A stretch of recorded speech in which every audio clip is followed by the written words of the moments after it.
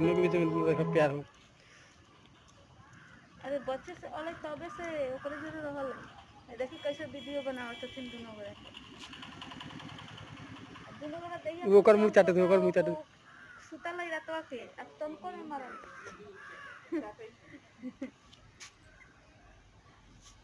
शुरू से अलग तब से ओकरे जरे रहबे करल है। देखियो ओकर काटल है नहीं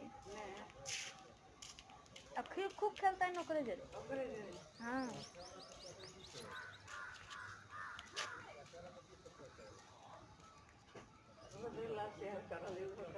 देखिए